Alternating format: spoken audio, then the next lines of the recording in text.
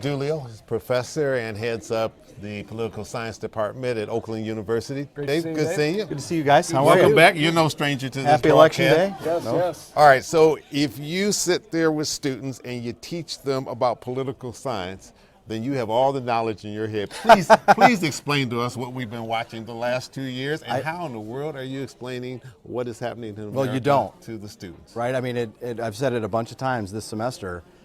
Throw this one out because it's unlike anything we've ever seen, and we may not see another one like it. It's an outlier in so many respects. You think this is a trend of where American politics is going, or next 4 years from now it may be absolutely totally different, that this is just sort of an anomaly?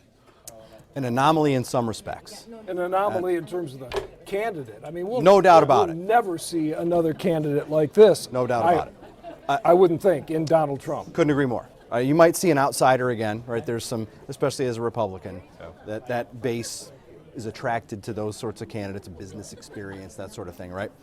But in other ways, where we end up after today, when all the votes are counted and we have president-elect, where are we going to be that's any different from where we are now, right? With the way it looks like it's going to shape up, it's maybe likely that we have divided government again, president of one party, at least one house of the Congress, another party. If not both. If not both.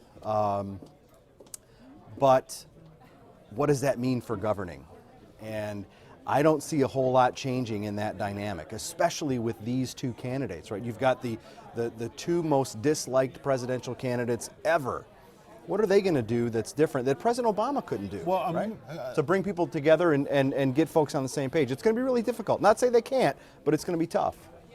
Many average Americans were already upset with the system. They felt as though Democrats didn't pay attention to them, Republicans didn't pay attention to them.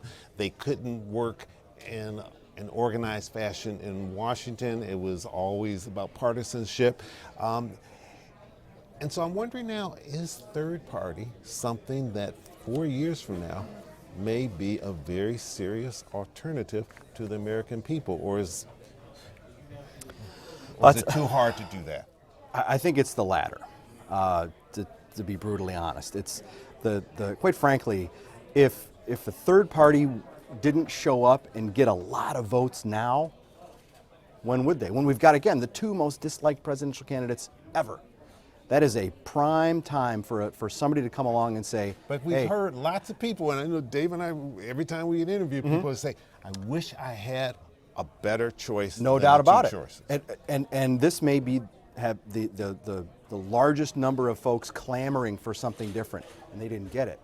And a big part of the reason why are the electoral rules that we use in this country to decide who wins. Right? And at the presidential level, the winner-take-all nature of the states, except Maine and Nebraska, right? The two that don't do it that way. But you got to get the most votes to get any electoral votes. That's a really high hurdle, really high bar for third-party candidates to get over. And even at a congressional level, a U.S. Senate level, a state House and state Senate level, the winner-take-all nature, you've got to win that race to get a seat in government. And wouldn't it take a personality like Trump or like we saw in Ross Perot for that to maybe even become a serious factor? And look at Ross Perot, Right. arguably the most successful third-party candidate we've had, right? And he only got 19% of the vote. It's really hard given the system. The rules that we use to decide who wins and loses make it really difficult on third-party candidates. Are you seeing any lack of enthusiasm among college students, whether or not they want to go into the field of politics? Yes, as a matter of fact, we are. It's a time, and it's a cycle. You know, this isn't the first time we've seen a dip in the number of students who are interested in the topic of politics or who think that politics is relevant to their life. That's a battle we face all the time. But a similar dip in interest happened in the early to mid '90s. Again, when we had President Bill Clinton and a Republican Congress going at each other, we saw less interest. we're seeing that same thing again right now because, as you said, people don't like the system. They don't like Washington. They see how these folks behave, and they don't want to be part of it. We heard so much about the Tea Party for a period of time, and now you don't hear Tea Party anymore. Trump talks about his success through the primaries and the run-up to the election, the movement, that has created. Isn't that really just the Tea Party times whatever? I mean, is it different? I guess I see the Tea Party as a little different than Trump's base or the coalition that he's trying to put together. The Tea Party really, really strong on spending and appropriations bills, the budget, the debt. You don't hear a whole lot about that from Trump, right? You hear trade, you hear we're going to make the economy work for everybody again. It's really a populism message that really has been his best message this year. And no place better to show that than here in Michigan. All right, give us your best shot. We have oftentimes heard people say, I don't like the candidates, and you know what? I don't like the media coverage. Sure. And you guys are possibly the ones to blame for a lot of what America is feeling now. Are you hearing that? And what do you think? And we're big guys. We got both sides. You can beat up on us if you feel we need to, or our industry, because we've seen a much different type of campaign and how it plays to the media than what we saw 4 years ago. Well, I think to some extent we're seeing an increase in blame for the press and the media in terms of what is playing out. But I don't have to tell you guys, you're not giving you're not airing stuff that people aren't going to watch.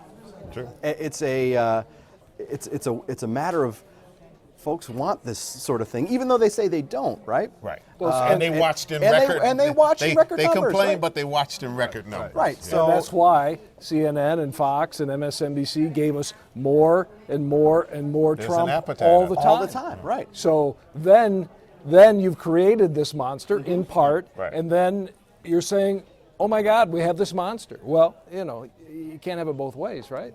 You can't, and there was demand for that, and folks sought it out, and you can't blame the for-profit companies for giving the people what they want. It's like people sometimes say, "Oh, I don't watch that reality TV," but then as soon as they get home, right. they turn on the reality TV. Well, this campaign, if nothing else, sir, is going to give you great fodder for lesson plans in the future. No doubt about it. And I hear you'll be dissecting all of this after the election, about a week from now.